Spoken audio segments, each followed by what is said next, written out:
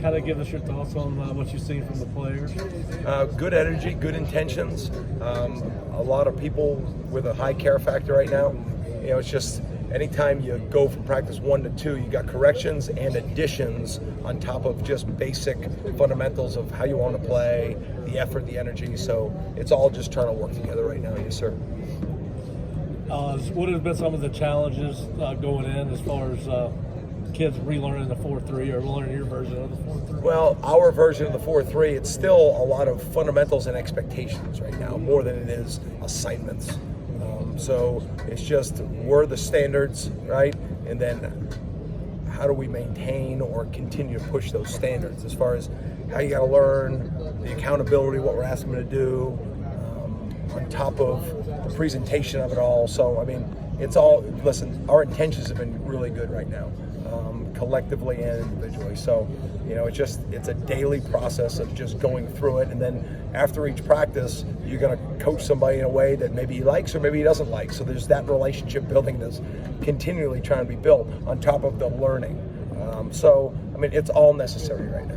Obviously, you said learning the kids. You're also learning some new coaches. This is the first time you worked with some of the coaches, Odell particularly. But what's the chemistry like been on this defensive staff from day 1 to day 2? Yeah, I really like our defensive staff.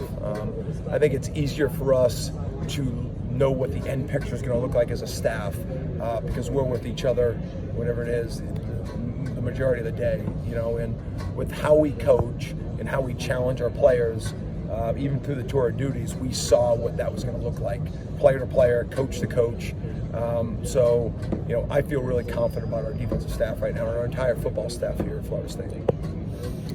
Coach, you've been through this before. You have to kind of break in guys for the first time. And what is that process like, and what's your approach to kind of bring them along and get them to learn your system? Yeah, we go really fast from a standpoint of we tend to teach them the fundamentals, teach them offensive identification, and once we get that foundation, then we really go quickly with install. And it's all concept learning, right? So we're going to install maybe 3 different concepts each day and build on each one, and you know, we just keep progressing. We try not to slow down. We make the players keep up with the installs, and ideally we're trying to install things for the second time now as we went through practice. The first time was to set a foundation. The second time was with a little bit more detail. And every time the player thinks he has it understood, then we add the next level of detail. And so we're constantly trying to not make them feel uncomfortable, but understand there is a process to this. There's a big learning curve that needs to be done. And right when I understand what the concept is, now it's about this too. And you can build off of each call. We tried not to install things with a bunch of checks and things of that initially, right? Every call plays to everything, and then try and teach it from there. So, you know, right now we're on day 2, so we put in the second grouping of calls. Thursday will be day 3, and we continue to go through that process and try and clean it up each day and build on what we're doing well. I know some guys maybe cross-training, safety, corner, that kind of thing. Is that you guys want to learn where they're going to play, or you want them to have that flexibility when you get to game time? Both. So we're trying to gain an understanding of each individual learning curve, and then collectively you're trying to build a group, a position group to build the unit. So cross-train some people, yes.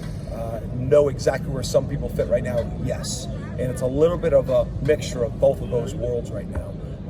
Sometimes we're not getting lined up right, so they're forced to learn 2 spots. But the ones that we're trying to give them a sample of what it is and what it's going to look like at the end of this spring. But some guys, like, you know, Carlos Becker, we moved from safety to corner.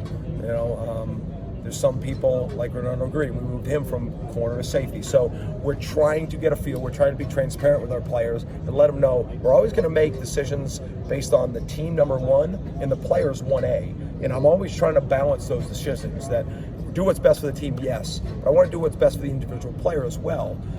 If a decision has to come down 50-50, we'll do what's best for the team. But we're always trying to balance that. Always trying to do what's best for the individual player within the team concept. You know, that's a balance that we as coaches have to be able to find out.